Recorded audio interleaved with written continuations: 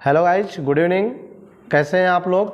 मैं अपने इस यूट्यूब चैनल पर आप लोगों का बहुत बहुत स्वागत करता हूं। सभी गाइज जो भी इस वीडियो को देख रहे हैं, फटाफट वीडियो को एक बार लाइक कर दें और कमेंट भी करें। और अगर आप वीडियो पे नए हैं तो चैनल को सब्सक्राइब भी करें और बेल आइकन दबा लें ताकि आपको नए मिलने वाले वीडियो का नोटिफिकेशन मिल सके। ठीक है, तो मैं विपिन सर आप लोगों के लिए एक बार फिर से जीव एवं पर्यावरण चैप्टर के अंतर्गत तीसरा वीडियो आपसे हम शेयर करेंगे। और इस वीडियो में हम सीखेंगे पॉपुलेशंस क्या होती है, समष्टियाँ किसे कहते हैं और समष्टियों के लक्षण कैसे होते हैं और समष्टियों के बीच पारस्परिक होने वाली प्रक्रियाओं के बारे में हम लोग इस वीडियो में जानेंगे। यह वीडियो आपके बोर्ड एग्जाम के लिए बहुत यूजफुल है, बहुत इम्पॉर्टेंट है, क्योंकि इसमें जो हेडिंग्स हम लोग कवर करेंगे, जो टॉपिक कवर करेंगे, वह टॉपिक बोर्ड एग्जाम में कई बार पूछा गया है। तो इस बार भी मे बी पॉसिबल संभावना है कि इस बार भी बोर्ड एग्जाम में ये टॉपिक पूछा जाएगा, क्योंकि सिलेबस में ये टॉपिक अभी मौजूद है। तो ऐसी स्थिति में सिलेबस के अकॉर्डिंग अगर हम बात करें तो इस पार्ट में समष्टियाँ क्या हैं, समष्टियों के लक्षण के बारे में जरूर क्वेश्चन बनने वाले हैं गाइज। इसलिए सभी लोग वीडियो के अंत तक बने रहें, वीडियो को स्किप ना करें और वीडियो को जो भी ब्लैक बोर्ड पर लिखी हुई चीज़ को अगर लिखना है तो आप पॉज करिए, वीडियो को पॉज करके वीडियो को मटेरियल नोट कर लीजिए। एक इम्पॉर्टेंट बात और गाइज कि परीक्षा नज़दीक आ रही है। जैसे जैसे दिसंबर का महीना भी क्या हो रहा है, बीत जा रहा है। आज 15-16 तारीख नियर अबाउट हो रही है। तो ऐसी स्थिति में ज़्यादा से ज़्यादा हमारे पास 3 महीने 3.5 महीने हैं। तो इन 3.5 महीने में हम कैसे प्रिपरेशन करें, किस स्ट्रेटजी के साथ पढ़ें कि हमारा बेहतर से बेहतर तैयारी हो सके और अच्छे से अच्छे नंबर हम प्राप्त कर सकें, इस बात को भी हम डिस्कस करेंगे।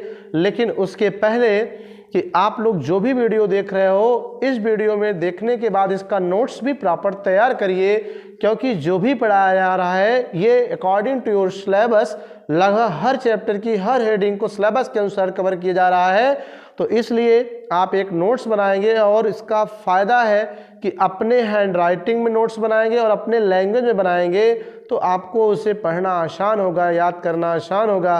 अदरवाइज अगर आप किसी हेल्पिंग बुक की सहायता ले रहे हो तो उसका लैंग्वेज आपके लिए थोड़ा कठिन होता है गाइज। इसलिए वीडियो को ध्यान से देखिए, पूरा देखिए और वीडियो में बताए गए मटेरियल्स का नोट्स जरूर बनाएं। ठीक है गाइज।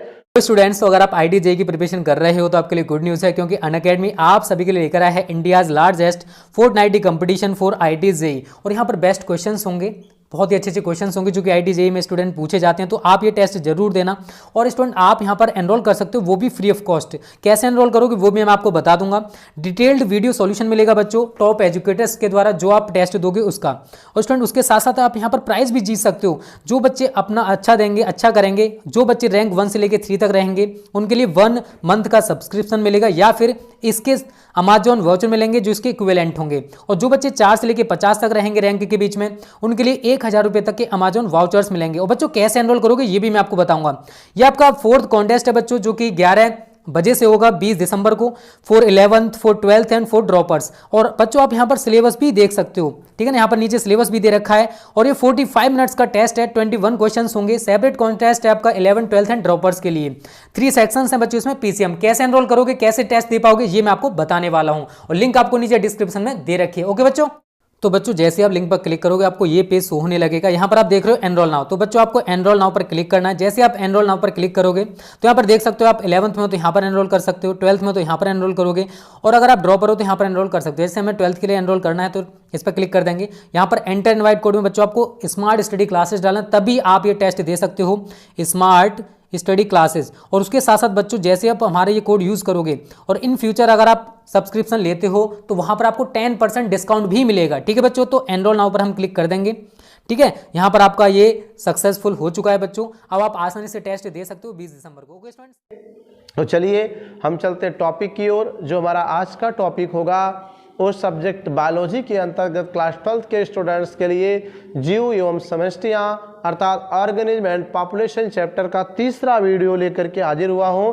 और इस वीडियो में पहली हेडिंग जो पढ़ेंगे, जैविक घड़ी के बारे में सीखेंगे कि बायोलॉजिकल क्लॉक क्या होता है, अर्थात जैविक घड़ी किसे कहते हैं। ठीक है, अब आपने सुना होगा, आपने दीवाल घड़ी, हैंड वॉच, यानी कि बहुत सारे वॉच सुने होंगे। ठीक है, तो बहुत सी घड़ियों के बारे में आपने सुना होगा, लेकिन आज जो हम घड़ी बताने जा रहे हैं बायोलॉजिकल घड़ी, इसके बारे में आप फर्स्ट टाइम सुन रहे होंगे। तो बहुत इंटरेस्टिंग क्लॉक है। ठीक है, एक ऐसी घड़ी है जिसका संबंध घड़ी ना होते हुए भी, ठीक है, टाइम और जीवों के अंदर होने वाली क्रियाओं का कंट्रोलेशन होता है, अर्थात नियंत्रण होता है। ठीक है, जैसे घड़ी का काम क्या होता है, टाइम बताना।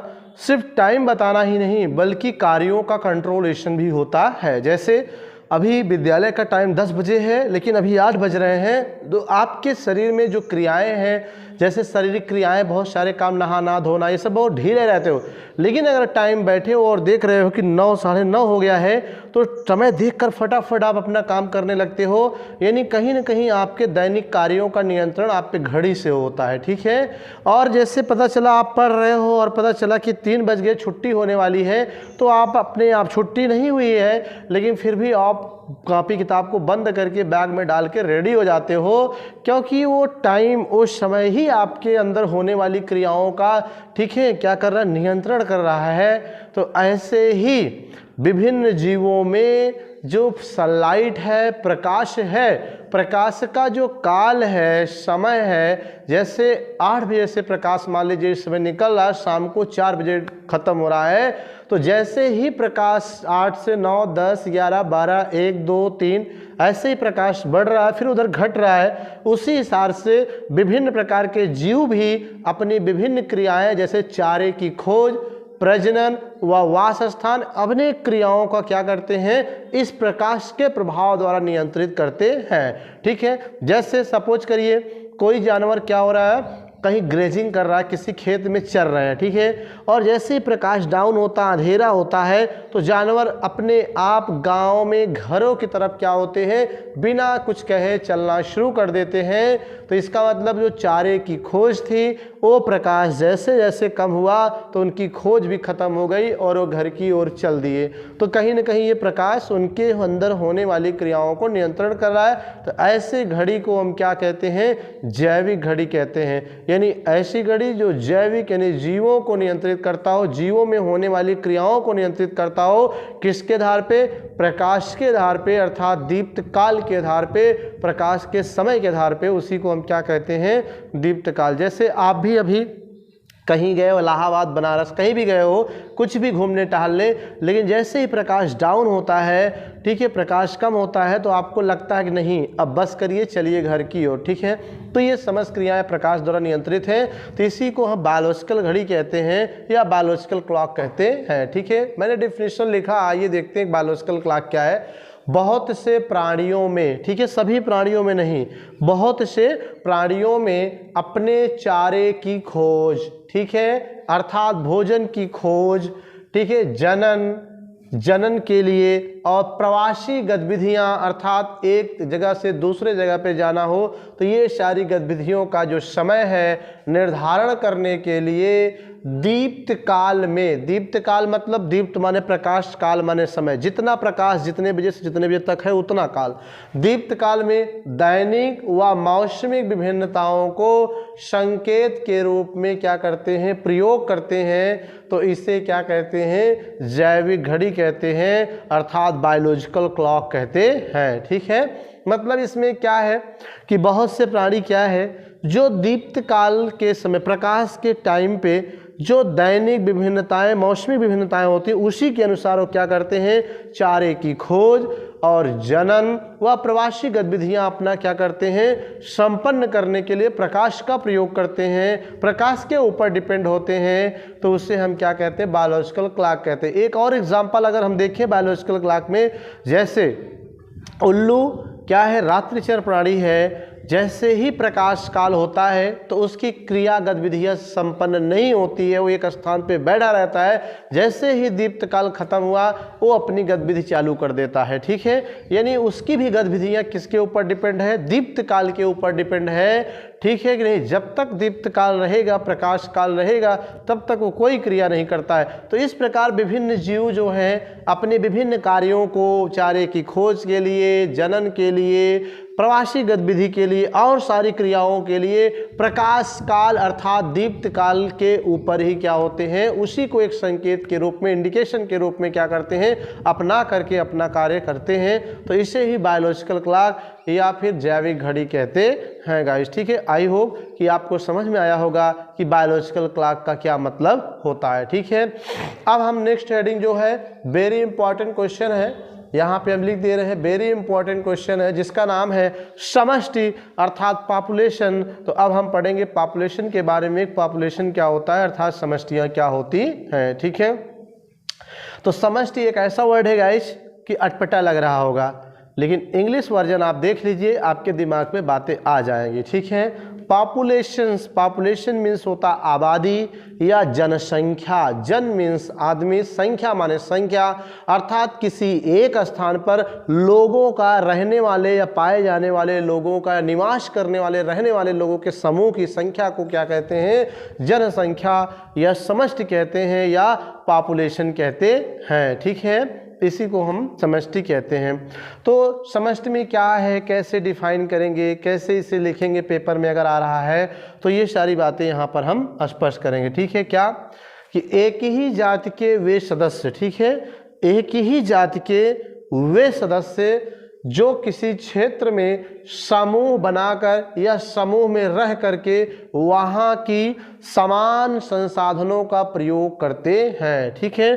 समान संसाधन का मतलब कि जैसे जल हुआ, वायु हुआ, प्रकाश हुआ, मिट्टी के पोषक तत्व हो गए, इन सब की बात कर रहा है कि समष्टि क्या है? एक ही जात के वे सदस्य, ठीक है, एक ही जात के वे सदस्य जो किसी क्षेत्र में, किसी क्षेत्र का मतलब चाहे जल में रहे, चाहे स्थल पर रहे, चाहे मरुस्थल पर रहे, चाहे पहाड़ी पर रहे, कहीं भी रहे, तो एक ही जात के वे सदस्य जो किसी क्षेत्र में समूह में रह करके वहाँ की समान संसाधन मतलब हवा, पानी, वायु, मिट्टी, जल, ये सब संसाधनों का प्रयोग करते हैं और अंतः प्रजनन करते हैं, तो उसे हम क्या कहते हैं? समष्टि कहते हैं अर्थात पॉपुलेशंस कहते हैं गाइस, ठीक है। क्लियर हुई बात?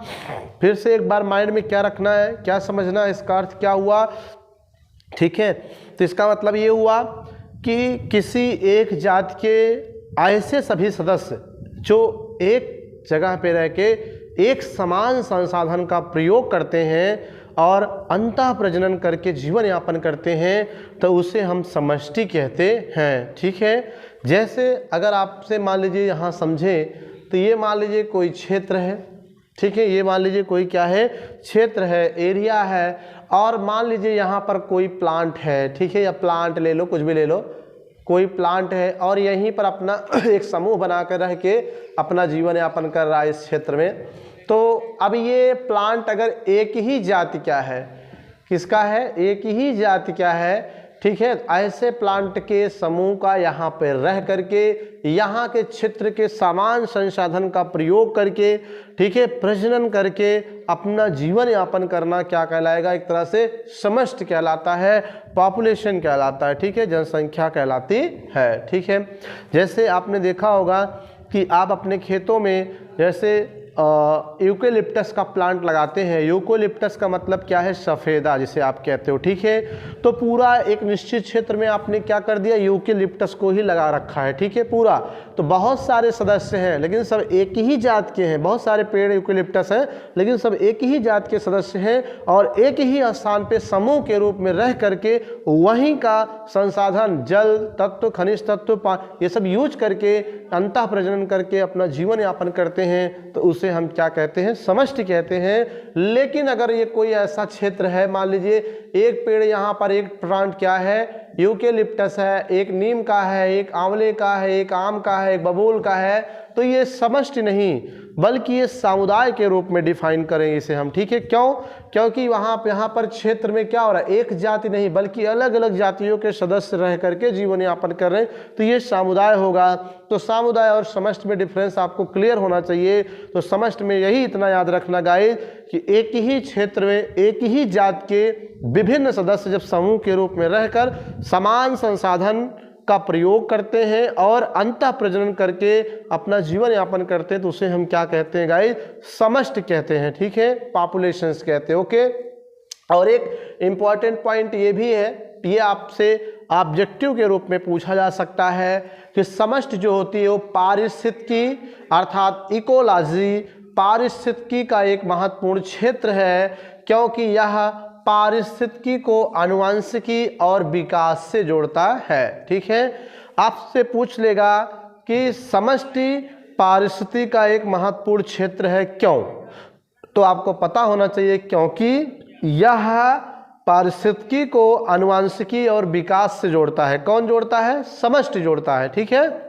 या ऐसे भी आ सकता है क्वेश्चन कि पारिस्थितिकी को आनुवंशिकी और विकास से जोड़ने वाला कारक कौन है? तो पारिस्थितिकी को आनुवंशिकी और विकास से जोड़ने वाला जो कारक है बेटा वो समष्टि ही होता है। तो ये एक नंबर का क्वेश्चन आपसे पूछा जा सकता है, तो इसे भी आप नोट कर लेंगे, ठीक है।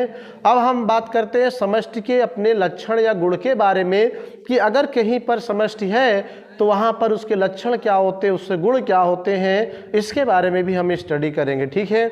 तो आइए देखते हैं।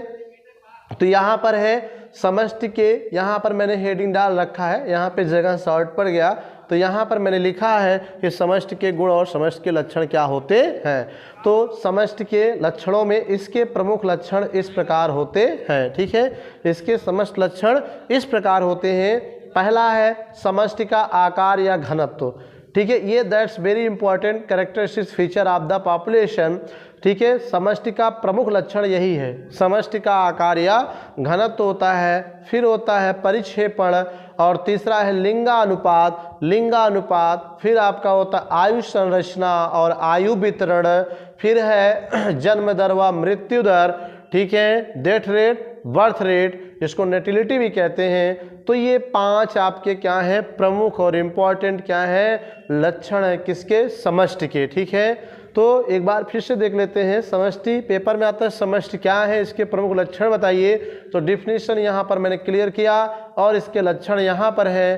तो आप लिखोगे कि इसके प्रमुख लक्षण इस प्रकार है, समष्टि का आकार या घनत्व, परिक्षेपण, लिंग अनुपात, आयु रचना और आयु वितरण, फिर जन्म दर या मृत्यु दर। ये सब के सब क्या है, समष्टि के प्रमुख लक्षण होते हैं गाइस, ठीक है। आप इन्हें नोट करें। हम चलते हैं नेक्स्ट हेडिंग की ओर। नेक्स्ट चर्चा करेंगे हम किस समष्टियों के बीच कैसे अंतःक्रियाएं होती हैं, उसी को हम देखेंगे किस प्रकार से और कैसे होती हैं। तब तक इन्हें गाइस नोट करें।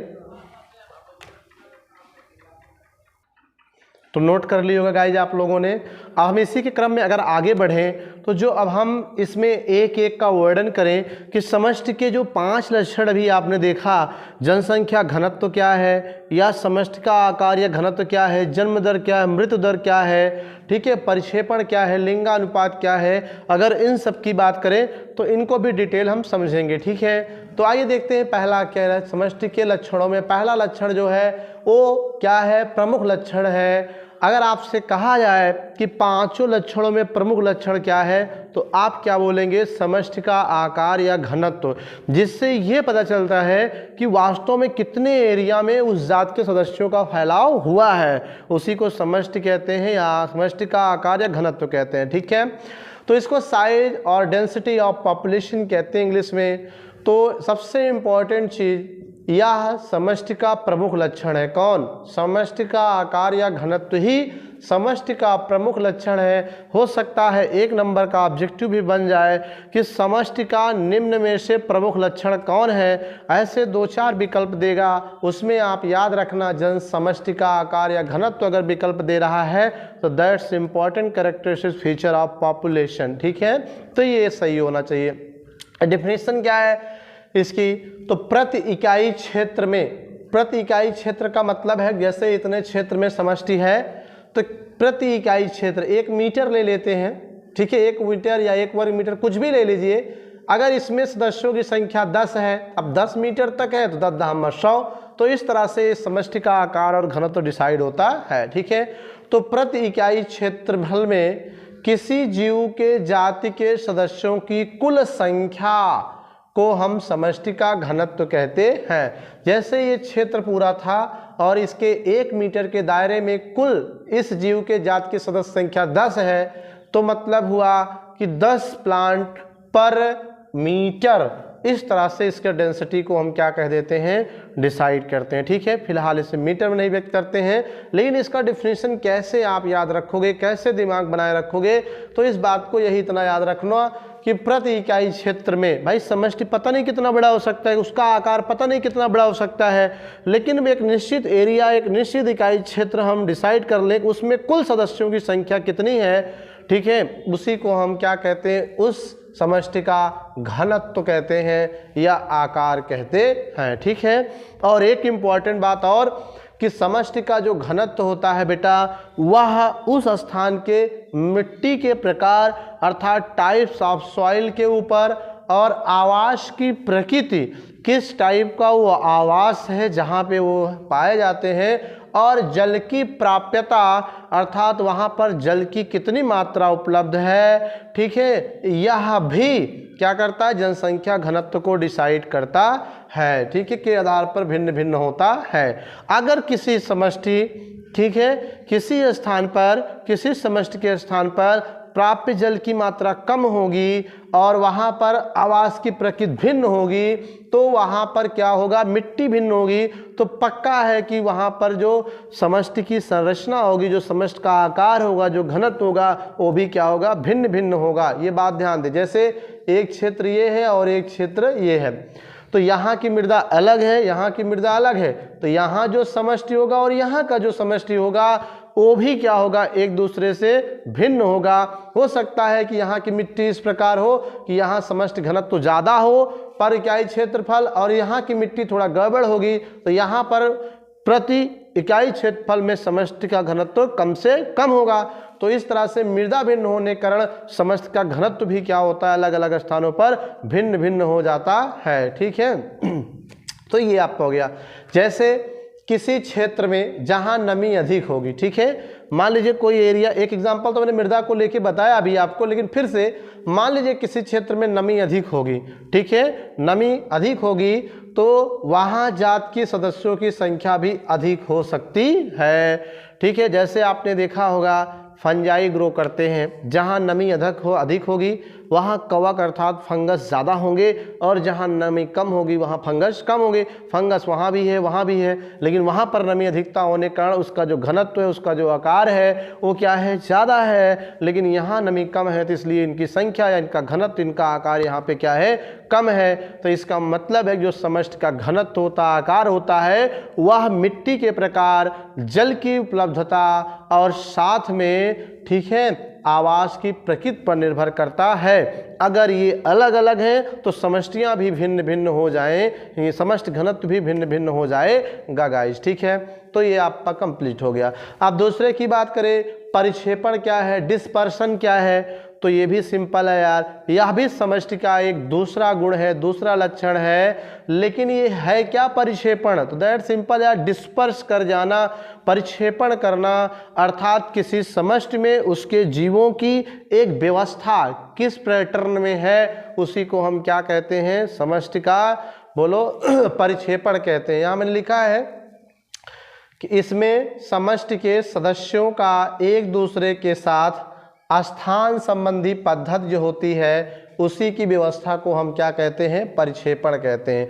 मतलब किसी समष्टि में, ठीक है, उसके सदस्यों का एक दूसरे के साथ क्या पैटर्न है, अर्थात किसी समष्टि में जो उसके सदस्य हैं वो किस पैटर्न में हैं, किस व्यवस्था में हैं, उसी को हम क्या कहते हैं, बोलो परिक्षेपण कहते हैं। जैसे एक समष्टि में उसके सदस्यों की संख्या का पैटर्न इस प्रकार, एक निश्चित दूरी पर इस तरह से व्यवस्थित है, तो ये भी परिक्षेपण है। और कहीं कहीं हो सकता है कि गुच्छे के रूप में समष्टि में जीवों के सदस्यों की संख्या हो, ये देख रहे हो, ठीक है। जगह वैसे नियमित अंतराल पे नहीं होंगे, इसी तरह से ऐसे गुच्छे में थोड़ी थोड़ी दूर पर इस तरह से हो सकते हैं, और कहीं कहीं तो पूरा ऐसे अनियमित तरह से होते हैं, न गुच्छे में होंगे न रिश्तित पैटर्न में होंगे, बल्कि एक अनियमित तरीके से क्या होते हो, व्यवस्थित होते हैं, यानी उनका परिक्षेपण अनियमित होता है, ठीक है।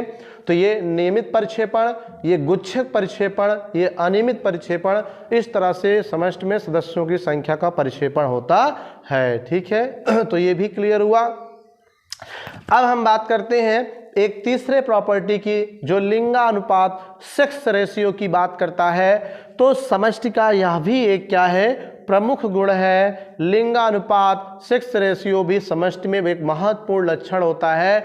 इसका मतलब क्या है, सिंपल सा यार, लिंगानुपात का मतलब होता है, लिंग मीन्स दो लिंग होते हैं, स्त्रीलिंग पुल्लिंग, अर्थात नर और मादा। मतलब किसी समष्टि में, ठीक है, किसी समष्टि में उसके कुल सदस्यों में कितने नर हैं और कितने मादा हैं, उन्हीं का जो एक अनुपात होता है उसी को हम क्या कहते हैं, सेक्स रेशियो कहते हैं, अर्थात लिंगानुपात कहते हैं, ठीक है।